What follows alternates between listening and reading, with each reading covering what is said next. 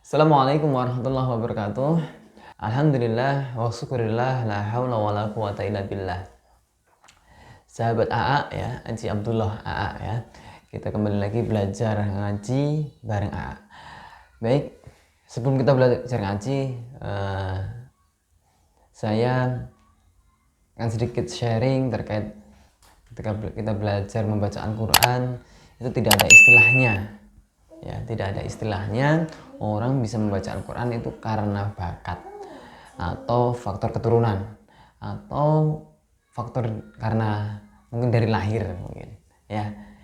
Tapi jika ada saudara-saudara kita atau seseorang yang berpendapat bahwa seseorang bisa membaca Al-Quran dengan baik karena dia memang bakatnya, atau seseorang belajar tanpa belajar otodidak karena dia sudah bakatnya pinter. Nah, atau ada lagi yang berpendapat dia itu karena keturunannya orang-orang yang sudah bisa membaca Al-Quran. Nah, ini sebenarnya banyak faktor yang mempengaruhi itu.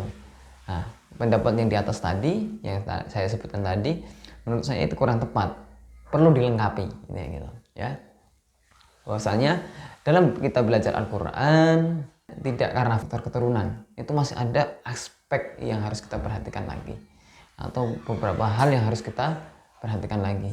Nah, dalam hal ini saya mengkerucutkan seseorang bisa membaca Al-Quran dengan baik itu mungkin ada dua yang perlu kita persiapkan dan kita ketahui ya. Yang pertama yaitu ketika kita sudah berniat untuk memperbaiki bacaan Al-Quran kita harus istiqomah, kita harus bersungguh-sungguh dalam belajar. Yang kedua, ketika kita sudah belajar yang sungguh-sungguh, kita sudah istiqomah, ketika itu tidak dilengkapi yang poin ini, ya itu sama aja. Nah, apa poin setelahnya? Setelah kita istiqomah, sudah niat, sudah sungguh-sungguh, poin yang kedua yaitu guru. Nah, poin yang kedua adalah guru.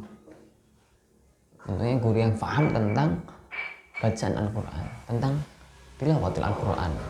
Nah, teman-teman semuanya ya, ini yang membedakannya, bukan karena faktor keturunan atau faktor bakat atau faktor sejak lahir, akan tetapi dua hal ini ya. Pertama, kalau kita sudah niat ya, itu kita harus bersungguh-sungguh dalam berlatih, dalam belajar.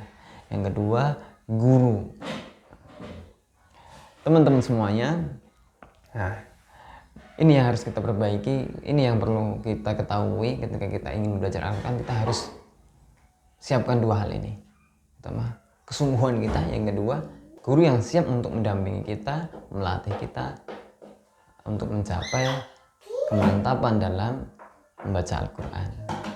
Nah ya, ini bisa kita simpulkan bukan bakat atau bukan keturunan atau bahkan faktor sejak lahir, bukan, tapi intensitas kita dalam belajar serta simak dari guru-guru kita, dari guru kita yang melatih kita.